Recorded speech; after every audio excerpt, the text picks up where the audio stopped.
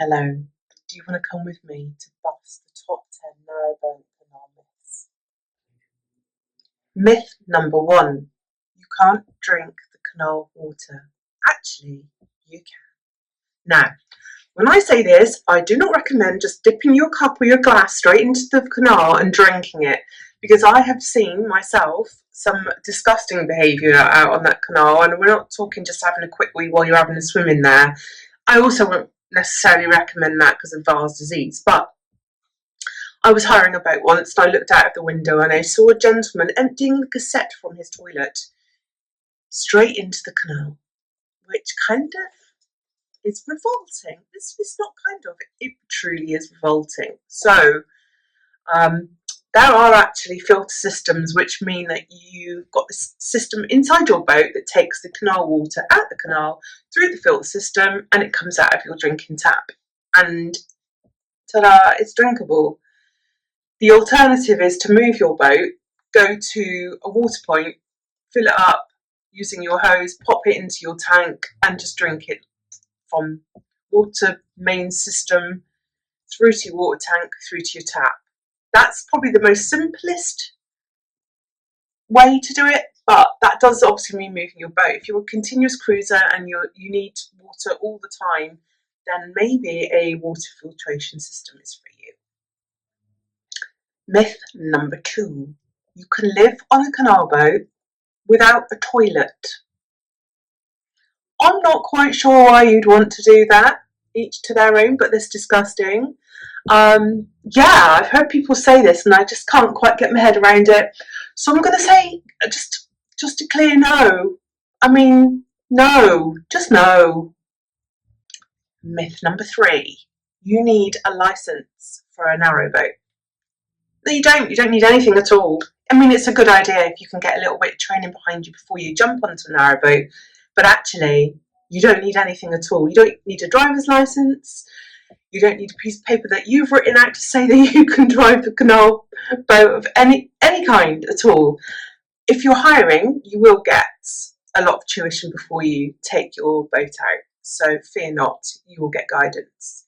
But there's nothing to stop you from going to buy a narrowboat privately, jumping on board and going for it. And I know a few people who have actually done that. So yeah, good on them. But as for a license itself, no, you don't need one. Myth number 4. The canals are full of rats and rubbish and they're disgusting. That's not true. Most of our canals are actually really lovely. They are beautiful. They're little slices of heaven. They are stunning. I think the closer you get to the big cities and the industrial zones, the more likely you are to come across things like shopping trolleys. I say that's not true, but Vail's disease is a thing. I've already mentioned that, so you do have to be careful.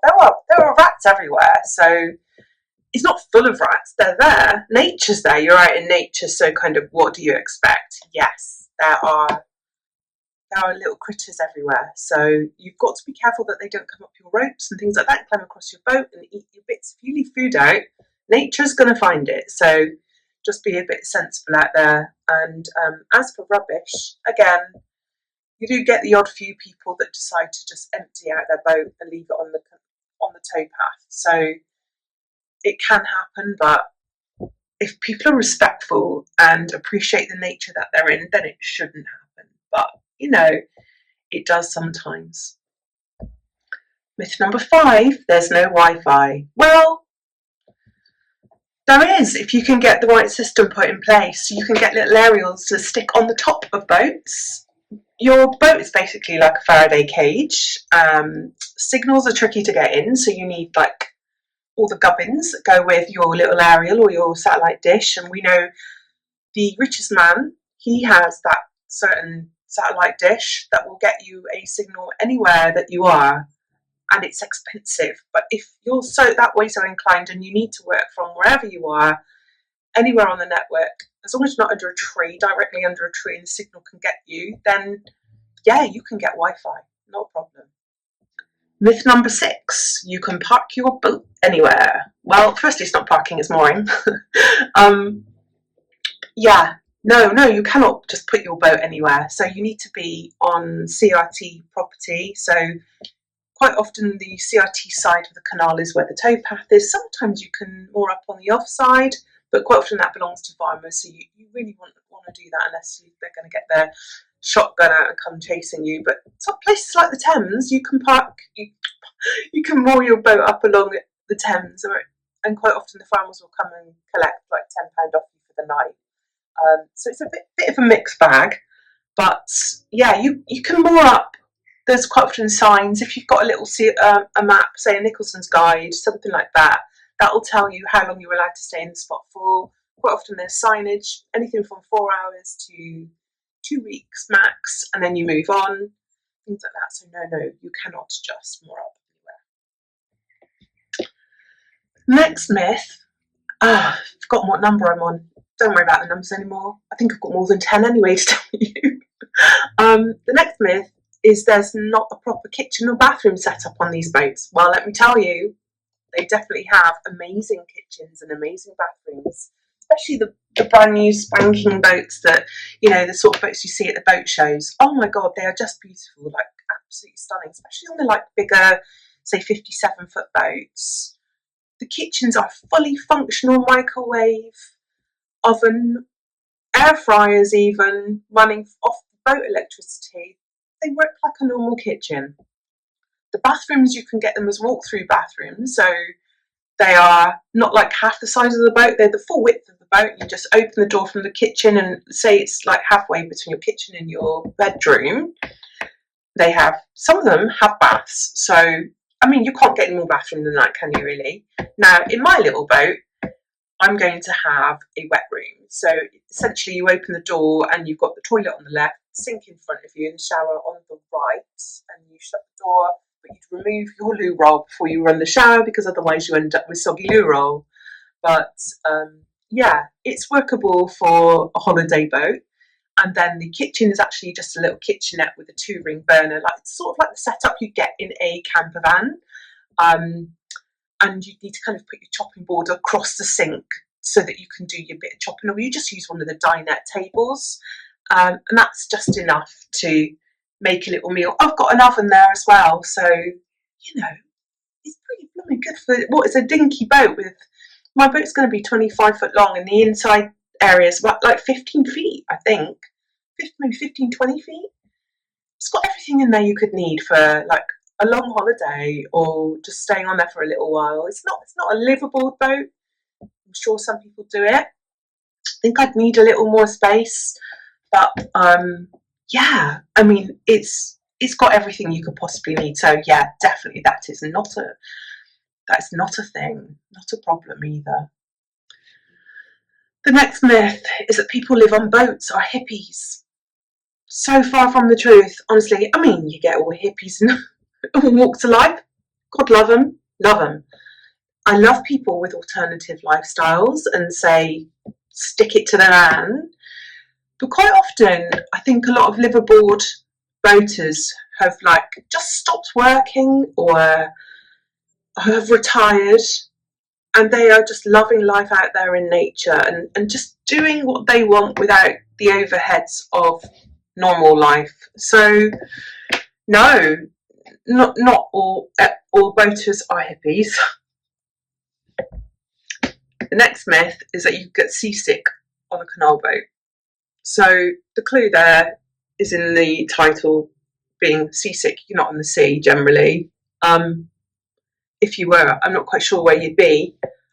So I do actually get land legs when I get back off the boat, which is weird because I guess the boat does move a bit. It does kind of, as other boats go by, you have a little jiggle about on the water.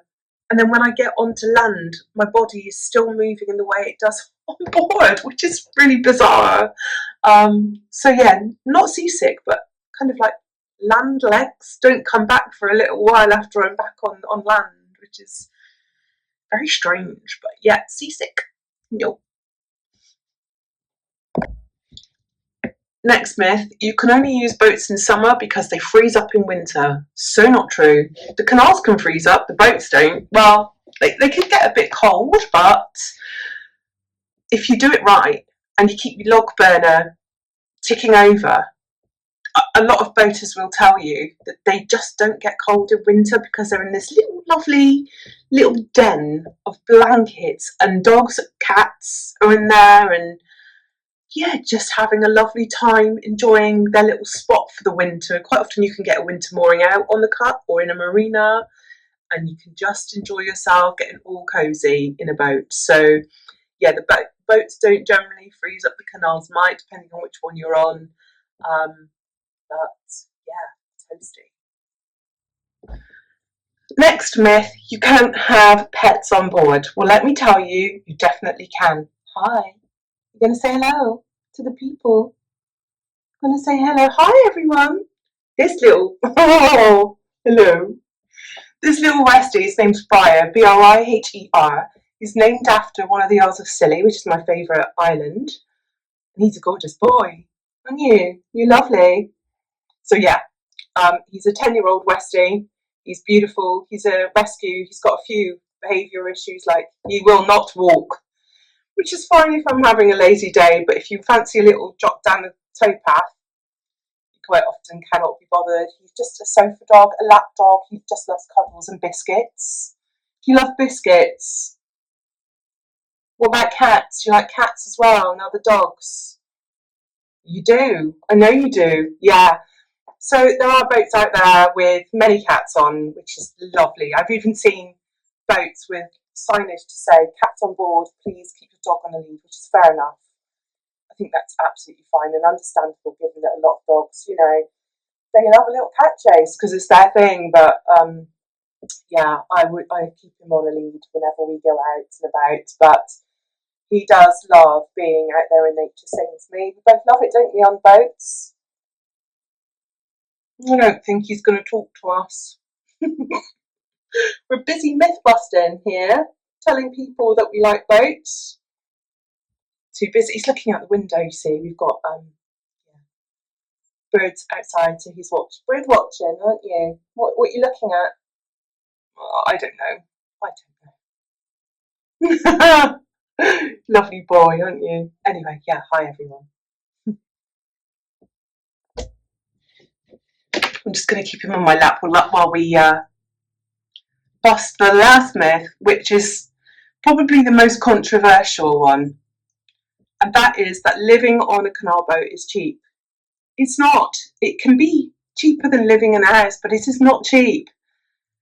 Every single day I see people saying, I'm just going to jack this life in and go and live on a boat because I've seen things like on TV that kind of say it's a really cheap way to live. But if you buy an old boat, you're still probably looking at 20 to 30 grand, and then you're probably chucking in another load of money at it. There's a saying that boat, BOAT, stands for bring out another 1,000. They're not far off. That's probably an understatement, actually, in all fairness. So, yeah, not only have you got the cost of your boat, what you may not realise is that there's a CRT licence you need to pay for. It's kind of like the equivalent to road tax. So if you put your boat on the water, you have to pay the CRT for your boat to be on the water. If you want to moor up somewhere, so I've got dog fluff on me now. If you want to moor your boat up somewhere like popular, like Llangollen Basin, or in a marina, you have to pay per night. And generally, I mean, Llangollen Basin starts at, I think it's £14, something like that. And places like Bristol Harbour are super expensive. And then marinas, yeah, you're looking at hundreds of pounds a month. And then your boat needs to come out of the water every few years to have its bottom blacked to stop it from basically corroding. There's so much that you need to have done to boats that people don't realise. And then you've got the running costs on top of all of that as well. It's not just a case of pop your boat on the water, off you go and have a jolly time. It's expensive. Not relative to actually running a house, but if you think it's going to be a cheap way of life, really look into it and think again, in the sense that I'm not telling you not to do it, it's beautiful, but be really sensible about the money aspect of it, because like I say, if you buy an older boat, the likelihood is you're going to have to throw a lot of money at it to keep it going and keep it maintained to a degree where you can actually use it.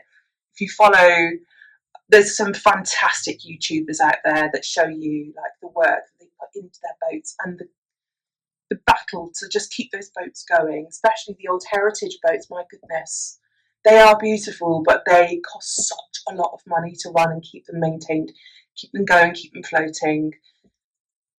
It is a constant battle, and you need to kind of earn a living to keep the boat going. So unless you've got a lot of savings, you're lucky, you know, that kind of thing. Brilliant, that's wonderful. But yeah, just don't be totally convinced that everything the press says. I've seen like lately, like this past summer, almost weekly articles of I went to live on a narrowboat because it cost me £200 a month.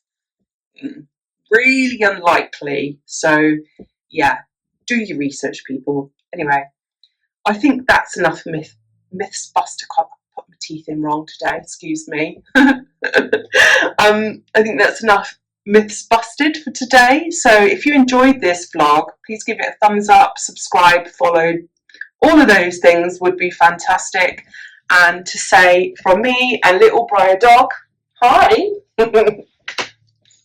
think I'm just going to say goodbye to the people.